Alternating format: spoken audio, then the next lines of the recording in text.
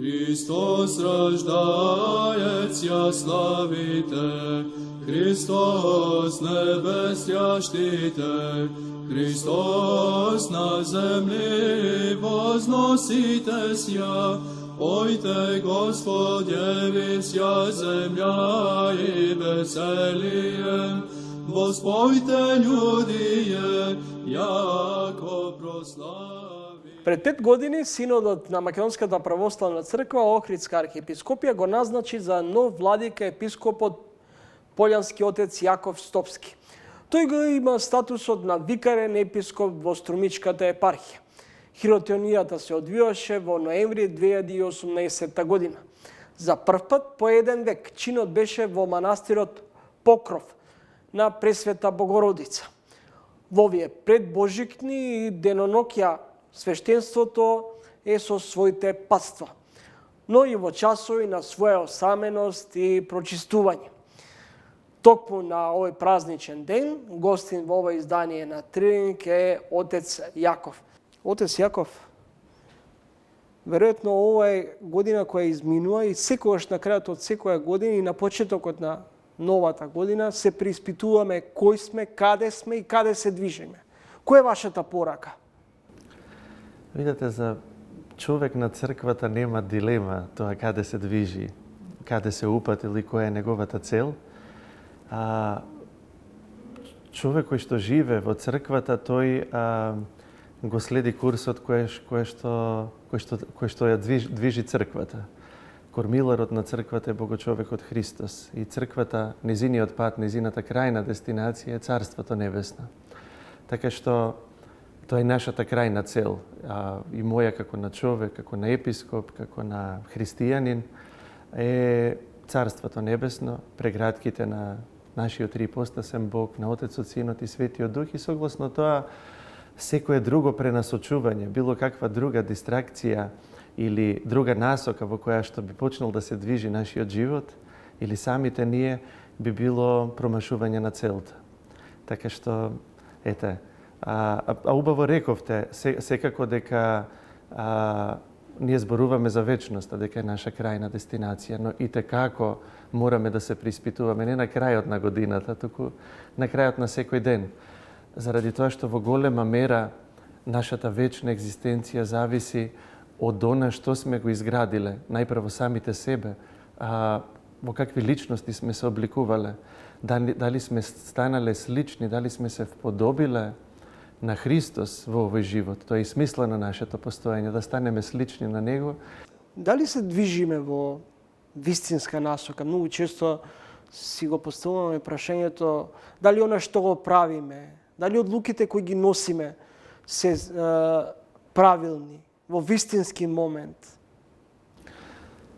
Па, видете, човек мора се да испитува и да проверува согласно некој критериум. Најголемата опасност е самите на себе да си бидеме критериум и се да мериме и да испитуваме согласно некоја наша мерна единица. Дали сме доволно самокритични? Па, заправо тоа самокритичноста сметам дека е и одличен опит дека се развива во онаа мера во која што човек е способен за заедници, во онаа мера во која што живе во заедница. Затоа велам, не смее да биде нашето јас, оска околу која што ќе се движи нашиот живот или, како да кажам, мерилото согласно која што ќе се мериме самите себе си. Секогаш заедницата, таа е односот со другиот. Дали имам доволно љубов да го покриjem, да го љубам другиот, особено кога тој мене не ме љуби, кога греши, кога ме повредува. Љубовта кон непријателите е краен и совршен императив во христијанството. Дали луѓето, водачите, општествата се во една нова арена на борба? Зошто стануваме лоши, себични, помалку самобендисани, тврдоглави?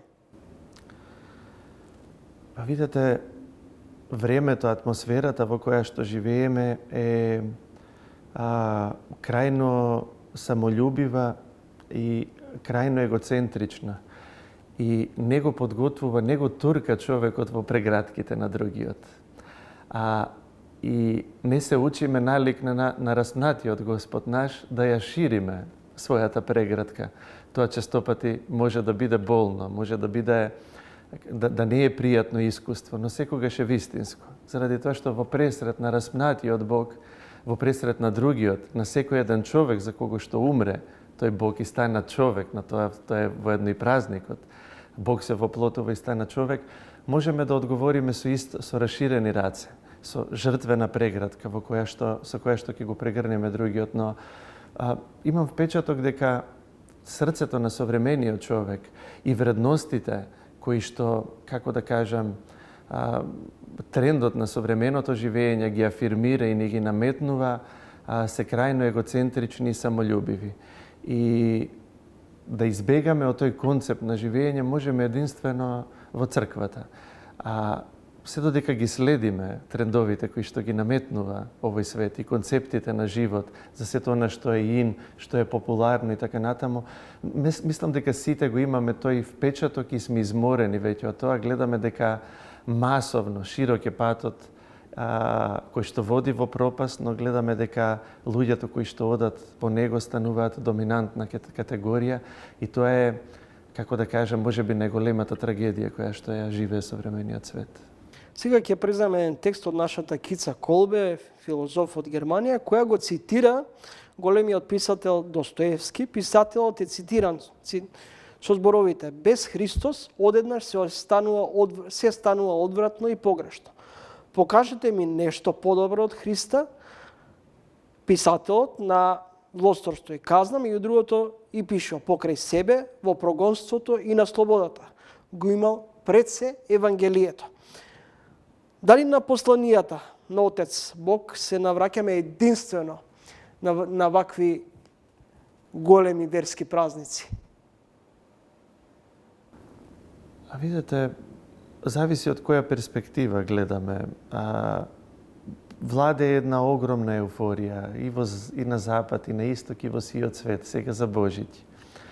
И сиот овој декор што го гледаме околу нас, кој што предизвикува еуфорија, намерно веламе еуфорија, не радост, заради тоа што радоста е секогаш нежна, секогаш тивка и секогаш го подразбира другиот.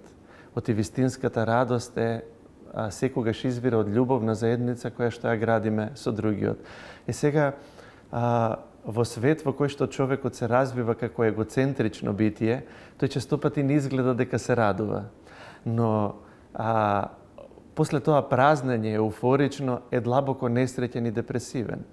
Верувам ке се согласиме сите, човекот никогаш не бил поосамен и никогаш не бил понесреќен. Наспроти сиот оној социјален живот што го има на социјалните мрежи, кој што е виртуелен, не е реален воопшто. Сеќавањето на празниците во една оваа форма што ја гледаме, Божиќна, треба да го иконизира најголемото чудо што се случи во историјата на човекот. Еве, Елка, гледам зад вас, Божиќна, таа е украсена, сета природа ја украсува, ми даваме празничен изглед и сјај, и дотеруваме се, бидејќи доаѓа специјален човек, специјален гостин, продира во времето и во историјата во овој свет, Богочовекот Христос. Тоа е всушност и звездата, иконизира Витлеемската звезда, која што им го покажала патот на мудреците. И кога ќе се издигнеме од севкупната символика кон реалноста на нашето постоење, а тоа е дека Бог толку го возлюби човекот, што го испрати својот единороден син да стане човек. Самиот Бог се соблече од својата слава несоздадена и се облече во нашиот срам, во нашата голотија, не заради нешто друго. Можем да кажеме, не и за да не спаси, иако тоа е поентата, тоа е кулминацијата на неговото доаѓање, туку само за да не исплаши. Владика Јаков, споменувате дека луѓето пред се ставате акцент поточно на еуфоријата, а не на радоста. Колку денеска може човек да биде исполнет духовно, во услови кога подолг период се соочуваме со амбиент, живееме во општество на поделеност, на незадоволство, на ревот, било да е социјален, економски, па и некој ќе рече на меѓународен план од аспект дека сме го промениле името и така натаму. Од оваа перспектива немам впечаток дека живеам во подобар свет. Немам впечаток дека се умножува мирот, дека се умножува радоста, дека се умножува љубовта. И токму во овие денови сите ние живееме во реалноста на конфликтите широм планетава наша. А без оглед на сето она што не расејува и што длабоко го потресува нашето битие и го вознемирува, го брка мирот од нас, можеме да речеме. Мирот не зависи од тоа, можам слободно да речем и од перспектива на човек што доаѓа од манастир и што веќе поголемиот дел од животот го поминал во манастир, не зависи од тоа каде сме. Бидејќи мирот не зависи од географската положба. Тоа е душевна состојба, духовна состојба, можеме да речеме. Можете да чувствувате немир во крајно самено место, па и во манастир, можем да речем, а можете да чувствувате, не само да чувствувате, туку и да ширите духовен и возвишен мир кој што не е од овој свет во најголемиот хаос на овој свет. Тоа го прават духовните луѓе, светите луѓе. И, впрочем, тоа го гледаме во животите на мачениците во ранохристијанскиот период, кои ги изведувале на плоштадите јавно да ги погубат, за да со тоа да ги заплашат христијаните кои што живееле во тајност. Тие ширеле мир и се молеле за своите мачители. Така да мирот во голема мера не зависи од нас, премногу дрско е човек да зборува за некаков мир и за некаква благосостојба духовна што ќе зависи од него, но зависи од нашиот однос со Бог. А индиректно зависи и од нашиот однос со секој еден човек, а особено со непријателите. Црквата е празна, кафулињата се полни, вака реагираше денове владиката Петар кога затекнал полупразен храм за време на литургија. Дали ова значи дека ние немаме навики за сослушување на проповедите или свештенството ги одбива верниците? Со одредени можеби помалку нелогични чекори, одлуки. А видете, јас лично ќе зборувам во своје име, мојот личен впечаток не е таков дека храмовите се празни. Кај нас во Струмица, јас каде што служам, храмовите се преполни, надврстојат луѓето кога служиме. И особено доминантна категорија на неделните литургии, на празничните литургии се младите луѓе. Младиот човек. Младиот човек е секогаш не се задоволува. Знаете, она површно живење со сето она што го нуди овој свет, младиот човек се заситува многу брзо. Секако дека имаме површни луѓе, имаме луѓе кои што се прилично подлабоки и секогаш ја бараат смислата на своето постоење во духот на оној цитат од Достоевски, што пред малку го изговоривте. И младиот човек е доволно паметен да свати дека не може овој свет ништо да му понуди. Во најмала рака не може да му даде одговор, да му даде решение за минливоста, за смртта. Не може сето она што го сака, што го љуби младиот човек, што го создава во својот релативно краток земен живот, сака да му даде вечна екзистенција. Никој не може, длабоко освестен човек не може да се помири со тоа дека се што љуби, се што градил, се што создавал во овој живот, да се помири со тоа дека ќе го предаде на гробот, да го голтне гробот на крајот и него самиот. А единствениот што нуди решение и одговори на тие прашања е Богочовекот Христос. Не се оградувам од одговорноста што имам како епископ, како свештеник, како човек на црквата, се враќам на вашето прашање. За тоа доколку постојат луѓе кои што на некој начин се повредени или се разочарале од некои наши постапки, од луѓето на црквата, од некоја наша реторика што сме ја негувале во одреден момент, заради тоа што ние сме луѓе, не сме совршени, имаме слабости, но ние народот секогаш го повикуваме и го водиме не кон себе, туку кон Богочовекот Христос, кој што е совршен. И во заедница со Него му нудиме, му даваме решение на младиот човек, на стариот човек, му нудиме решение за надминување на смртта и како да кажам, из осмислување не само на радосните и на убавите мигови во овој живот, туку и на оние помалку убавите и тажните кои што за жал во овој свет стануваат на некој начин доминантни, но во животот во Христос, во црквата, и тажните и неубавите моменти на крајот кулминира, завршуваат со радост, налик на Христовото распнување, погребение, како да кажам, се на крајот проголтува радост и светлината на Христовото воскресение. Тоа е реториката, тоа е проповета на црквата и на секој човек на црквата. Гледате Трилин, гостин во емисијата владиката Јаков. Владика Јаков, еден свештеник на Македонската православна црква, денонуве постави диагноза. После абортусот, жените добивале рак, папата дозволи сепак да се аминуваат истополови бракови, што инаку јавно ги на некој начин ги осуди нашиот поглавар господин Стефан. Што е вашиот став во однос на ова прашање? Поглаварот не рекол ништо лично свое, тоа е реторика на црквата, реторика на апостолите. Гледано од перспектива на црквата, на православната црква, на сите цркви, всушност, кога ќе речете брак, илјадници години наназад, човештвото, тргнете христијанството, кое што е 2000 години и предходно, кога ќе речете брак, секогаш се подразбира на заедница помеѓу маж и жена. Тоа подразбираме под зборот брак. Затоа за нас ние сме многу сензитивни и чувствителни кога ќе речете брак. За било кој епископ, за било кој човек на црквата, бракот е света тајна. Инаку кога станува збор за било какви заедници надвор од црквата, кој што ќе прави, како државата, како системот ќе регулира некаква заедница, како да кажем, или некаков однос помеѓу две личности, сексуален, бизнис однос и така натаму, ние во тоа не навлегуваме. Но секогаш кога ќе речете брак, и така како сме повикани да го кажеме својот став. И тоа е, како да кажем, доколку поглаварот, доколку архиепископот наш, господин Стефан, би се изразил поинако или би рекол нешто поинако тоа што го рекол, јас првиот би се разочарал од него. Владика Јаков, дали црквата има јатаци на бандити и криминалци во Македонија?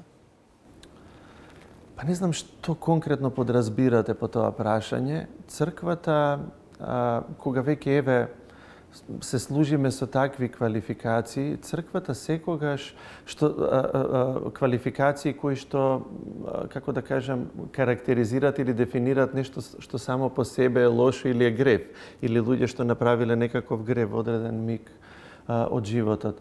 Црквата и такако е место кое што е единствената последната надеж за оние кои што се огрешиле, кои што сгрешиле. Во црквата, како да кажам, нема место за оние луѓе кои што сметаат дека греф не сториле. Не дека самата црква не прави место за нив, туку заради тоа што тие самите сметаат дека немаат потреба од црквите, се сметаат за совршени, а Христос ја возглавува и ја води црквата. А самиот тој рече, не дојдов да ги повикам праведниците, туку грешниците да ги приведам на покаяние. Тој дојде заради грешните луѓе. Така да ако некој но во црквата кога доаѓаат луѓето кои што сгрешиле, кои што го промашиле животот во одреден миг од својот живот, а црквата е место на покаяние на грешниците, луѓе кои што веќе не се поистоветуваат со својот грев и кои што одлучиле да го променат својот живот. Така да во таа смисла, во тој контекст, не знам дали сте задоволни со одговорот, и така како црквата илјадници години правела место и Христос на едно место кога го осудува дека седи и пие со митници и со грешници, оние што сметале за себе дека се совршени, му велеле, видете го пие со митници и со грешници.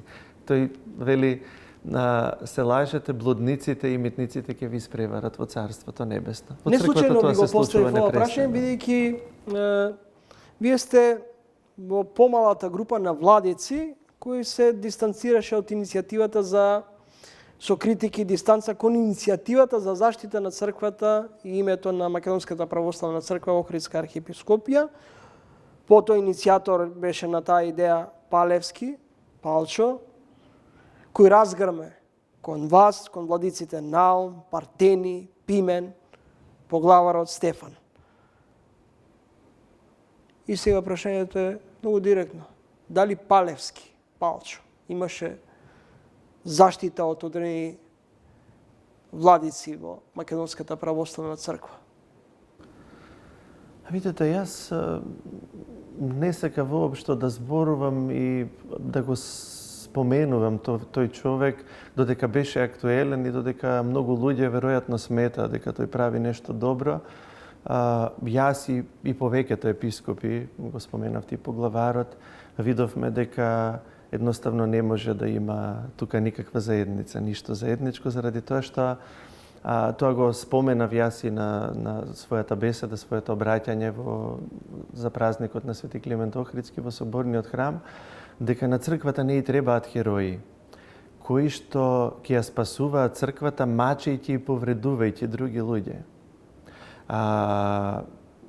Како да кажам, кои што ќе зборуваат со некој друг јазик, а не со јазикот на апостолите, на светите оци, со јазикот Христов на Евангелието. И тоа треба да биде, можеби, првиот импулс, сигнал за секој добронамерен човек во црквата, епископ, клирик, лаик, едноставно да се оградуваме. И доминантна категорија беа епископите кои што едноставно, веројатно заради тоа бевме мета на линч и мета на напади.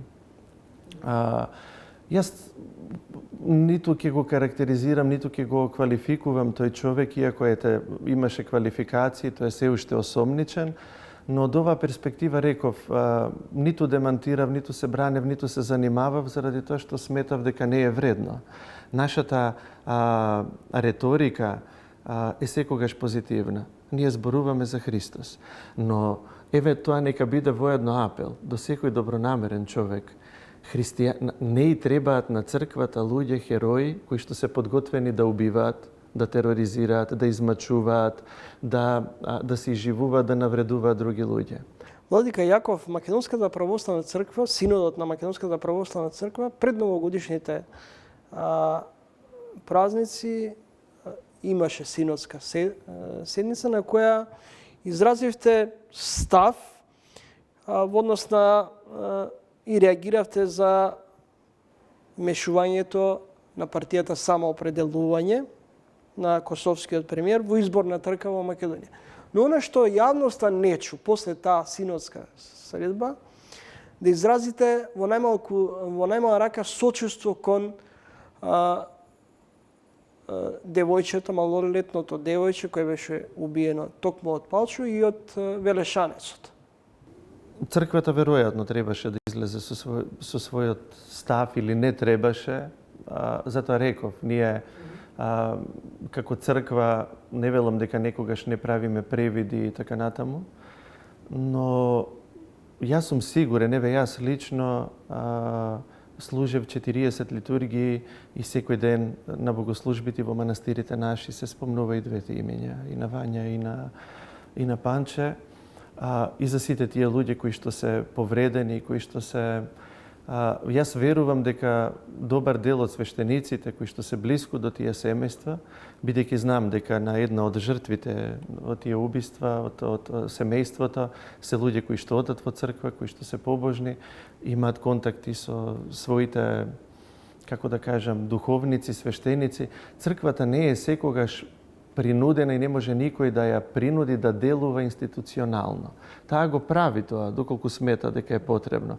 Кога зборувате за црква, црквата, општеството, луѓето, народот го проникнува од најниско до највисоко ниво. Нема дом во кој што нашите свештеници не влегуваат кога одат на водосвет. Така да сум сигурен дека парохиските свештеници на тие семејства ги знаат и ми ја дале таа утеха. А кога еден свештеник утешува некого, тој не го прави тоа во свое лично име, туку го прави во име на црквата. Така да не би рекол дека црквата може би официјално, институционално не изразила сочувство, но и така ако била со тие семејства и црквата е таму секогаш со оние од кои што имаат потреба од неја. По томосот од Српската православна црква, што уште преостанува за конечно интегрирање на самостојната Македонска православна црква? Видете, За после оној таа томос... постапка да се заокружи целосно. Да, после томосот кој што го добивме, ни го врачи неговата светост, патриархот српски господин Порфири, заедно со соборот на Српската православна црква, ние уште не можеме да престанеме да се радуваме на тој миг кој што заокружи едно наше, како да кажем, еден наш крик, едно наше барање, барање за препознавање. Не дека ние нешто особено добивме, што немавме, дека добивме автокефалија. Автокефалијата е црковна реалност, е фактичка реалност која што ја живе Македонската црква, македонскиот народ од 67 па навака. Она што ние го добивме на претек, без никакво задржување, без да задржи нешто Српската црква за себе, без никакви уцени, целосно, она преградка братска за која што зборував пред малку, ја видовме широко отворена. И се уште се радуваме на таа преградка која што е заедничка, едни на други, и таа радост би ја живееле во полнота да заврши тој круг на произнесување на сите останати цркви. Какво е внатрешното единство во Македонската православна црква и каков е односот денес по спојувањето, односно во најмала рака повраќањето на Јован во Македонската православна црква? Го слушали гласот на поглаварот? Или се уште постојат одредени разлики или разногласие внатре? Видите, црквата е заедница на реални личности, со сета нивна автентичност, оригиналност. Тоа секако ги подразбира покрај добродетелите, нели, врлините и слабостите. Така и меѓу нас епископите некогаш има недоразбирање и така натаму, но еве нека не се грижи никој, браќата кои што се интегрира, кои што добија епархии во начело со митрополитот Јован, и такако и тие архиереи, тие браќа наши спаѓаат и влегуваат во склоп на она преградка братска, исполнета со љубов и со радост, за која што зборував пред малку. Владика Јаков, ви благодарам за новогодини празниците и успешна година 2024. Амин. И вам исто ви посакувам се најдобро. Следевте интервју со владиката Јаков од Струмичката епархија, кој всушност е и дел од Македонската православна црква Охридска архиепископија. Кратка пауза, потоа продолжуваме со останатите соговорници и гости за ова празнично издание на ТВ магазинот Тренинг. Следете не.